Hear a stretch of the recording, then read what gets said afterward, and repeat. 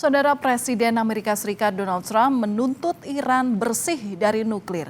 Sementara Presiden Iran menegaskan tidak akan berkompromi jika mengorbankan martabat negaranya. Kita akan bahas bersama pengamat intelijen dan keamanan UI, Stanislaus Rianta. Selamat malam Pak Stanis. Selamat malam, Mbak. Ya Pak Stanis, Trump bilang bahwa hubungannya dengan Iran ini semakin konstruktif dan produktif, semakin dekat dengan kesepakatan atau hanya akan mengambang seperti sebelum-sebelumnya? Iya, kalau kita melihat tensinya memang nampak Amerika mulai melunak dan mulai mengakomodir Iran. Sementara Iran tetap kekeh dengan kepentingannya bahwa soal nuklir dia tetap tidak bergeming, tetap nuklir itu menjadi otoritas dari Iran.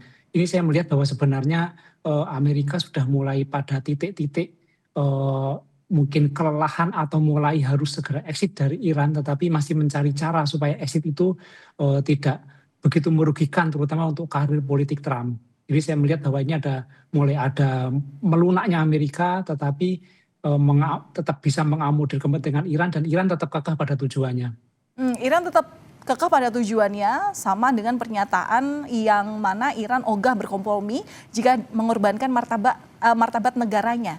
Nah, kompromi atas apa yang dimaksud ini menurut Anda? Ya, saya kira Iran sudah menyatakan berkali-kali bahwa dia tidak mempunyai senjata nuklir, tetapi nuklir digunakan untuk kepentingan yang lain. Saya kira Iran tidak mau diotak-atik soal itu. Dan ini menunjukkan bahwa sebenarnya Amerika itu seperti tebang pilih, karena untuk urusan nuklir yang Iran itu tidak untuk senjata, tapi untuk kepentingan lain itu selalu dikejar-kejar. Sementara kalau kita lihat negara lain mungkin menggunakan yang sama. Gitu. Jadi Iran tidak mau diperlakukan seperti itu karena itu menyentuh martabat mereka gitu loh. Tapi ya kita harus sepakat bahwa seharusnya Amerika tidak seperti itu. Tetapi kalau misalnya memang ada senjata nuklir, ya sebaiknya Amerika bukan yang melakukan agresi atau intervensi sendirian, tapi harus menggunakan pihak lain seperti pihak ketiga atau mungkin badan dunia yang seharusnya lebih objektif. Oke, berarti di sini Anda juga mau mengatakan bahwa Iran akan berkompromi atas poin-poin kesepakatan terhadap Amerika Serikat. Intinya adalah Iran itu yang dipermasalahkan Amerika adalah memiliki pengayaan uranium. Tapi juga yang dinyatakan oleh Iran adalah bahwa pengayaan uranium ini tidak menuju pada kepemilikan senjata nuklir yang efeknya akan negatif, begitu istilahnya, yang memiliki efek menghancurkan. Begitu yang mau Anda maksudkan, Pak Stanis?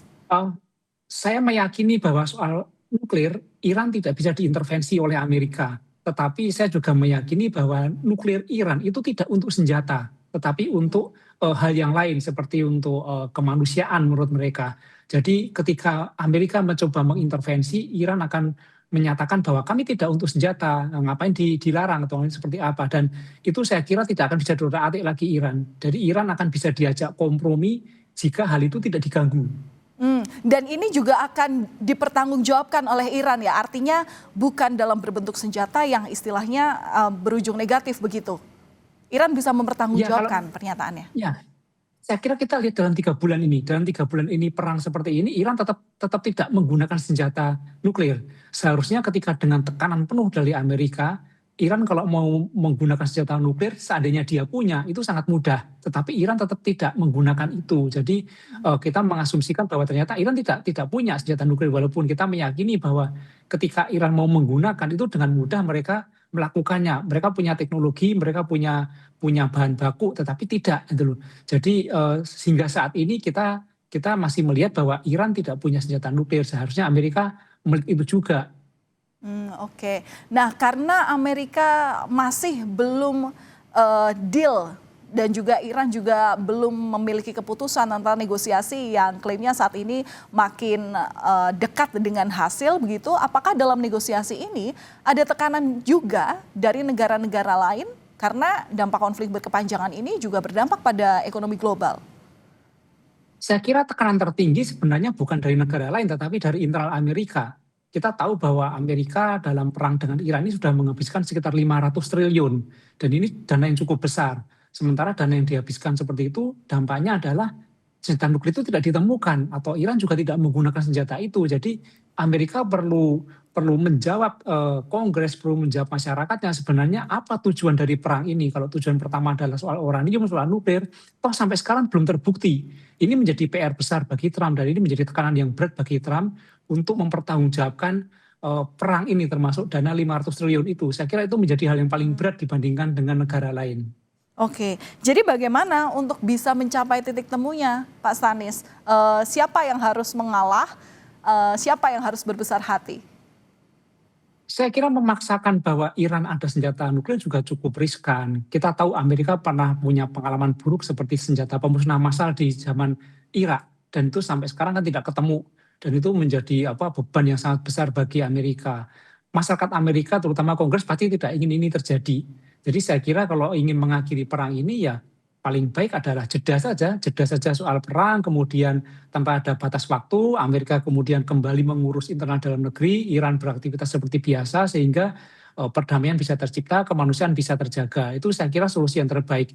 Tanpa Amerika menanggung malu, misalnya mengatakan dia telah menang, toh Iran juga belum kalah. Tapi kalau misalnya Amerika mengatakan kalah juga tidak mungkin. Jadi hal yang paling mungkin untuk menjaga martabat Amerika, terutama Trump yang akan menghadapi pemilu paling baik adalah mengatakan bahwa perang akan jeda. Saya kira itu. Oke, perang akan jeda tanpa ada kejelasan dan ini pasti akan dimungkinkan ya dengan ketegangan yang saat ini terjadi. Ya, itu saya kira yang paling memungkinkan adalah jeda tanpa batas waktu. Jadi permusuhan tetap terjaga, kecurigaan Amerika tetap terjaga, sementara biaya 500 triliun juga masih tetap terjaga bahwa ini masih ada potensi senjata nuklir. Tapi kalau mengatakan perang berakhir, pasti akan ditagih apa hasil dari perang itu. Jadi ini saya kira soal pertanggungjawaban dana, kemudian pertanggungjawaban politik, soal ekonomi itu internal Amerika lebih dominan daripada tuntutan dari negara-negara lain. Mas Stanis, kalau misalnya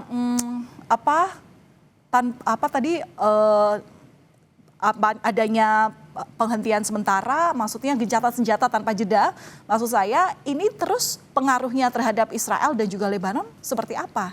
Karena istilahnya, karena istilahnya sebelumnya dari perang antara Amerika Serikat dan Iran itu juga ada peran Israel di situ, ada pengaruhnya dari Israel. Ya, semua orang bisa melihat bahwa di balik Amerika ada Israel. Kemungkinan ketika nanti jeda perang tanpa batas waktu, Amerika meninggalkan Iran, maka konflik akan dilanjutkan oleh Israel. Jadi Israel akan melanjutkan konflik dengan Iran. Dan itu kan nanti skalanya lebih kecil dan bisa dikanalisasi. Jadi saya kira kalau misalnya nanti Amerika, pasti juga Amerika tidak mau didorong-dorong terus untuk menanggung beban ini sendirian. Maka ketika Amerika meninggalkan Iran, maka akan dilanjutkan oleh Israel. Nanti Lebanon, Iran bisa jadi malah bersatu menghadapi Israel dan ini menjadi beban berat bagi Israel. Makanya wajar ketika banyak pihak mengatakan bahwa Israel terus mendorong Amerika untuk melakukan perang dengan Iran. Supaya ketika Amerika meninggalkan kawasan Teluk, maka Israel tidak menjadi sasaran tunggal.